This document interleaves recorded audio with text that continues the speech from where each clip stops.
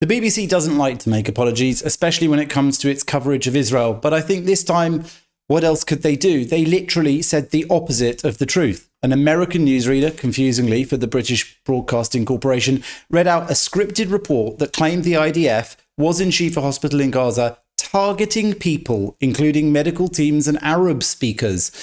The newsreader repeated that calumny immediately, making the same false claim both times, attributing it to Reuters. Now, that's important because aside from the BBC, Reuters is one of the world's most trusted news brands. So 2 of the world's most trusted news brands, according to the BBC, were saying that Israel was actively targeting medical staff in a hospital and Arabic speakers. The BBC actually were referring to a Reuters report that said nothing of the sort. The Reuters report said exactly what Israel had said, that the Israeli military said on Wednesday that they had included incubators, baby food and medical supplies brought by the IDF tanks from Israel and have successfully reached the Shifa hospital, and that medical teams and Arabic-speaking soldiers are on the ground to ensure that the supplies reach those in need.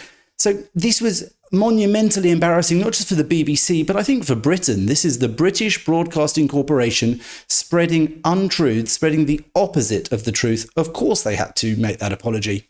Right. And of course, there has been discourse about the coverage of the BBC during this conflict. I mentioned the initial reports on the Baptist Hospital. We have seen some figures in British government complaining about it. I mean, I just wonder how this kind of incident is so blatant.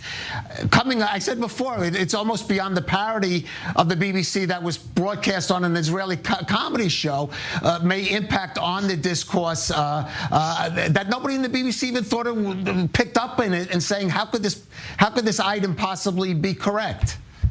Well, as you say, Caleb, it's not the first time.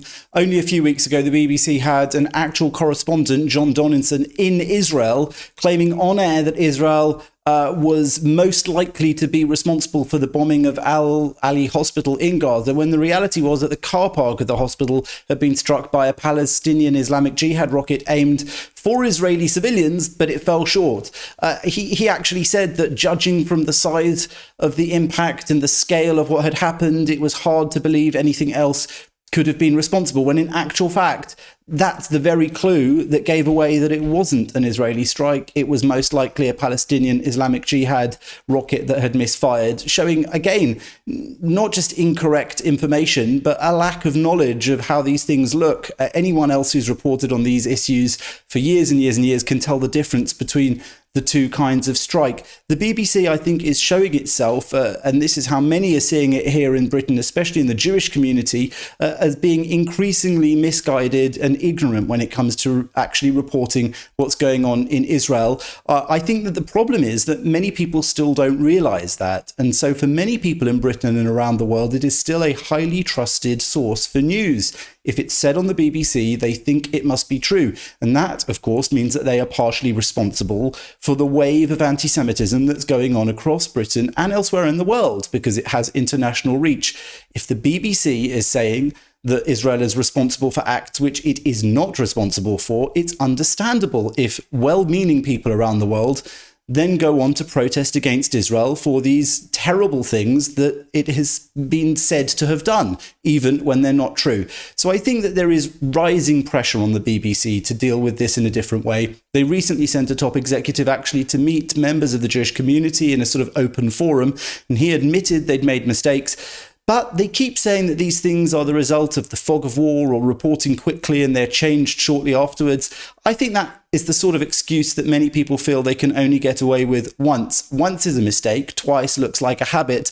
They've done it many more than once and twice. They recently had the situation that in an interview they broadcast with Katya Adler, their Europe correspondent, interviewing Emmanuel Macron, they headlined it on their website as Macron telling Israel to stop bombing women and babies in Gaza. Macron actually phoned Isaac Herzog in Israel in order to say that he felt he'd been misrepresented by the BBC. Herzog himself has spoken out on I-24 about how he felt he'd been misrepresented by the BBC. That's 2 presidents of Western countries saying they're misrepresented by the BBC.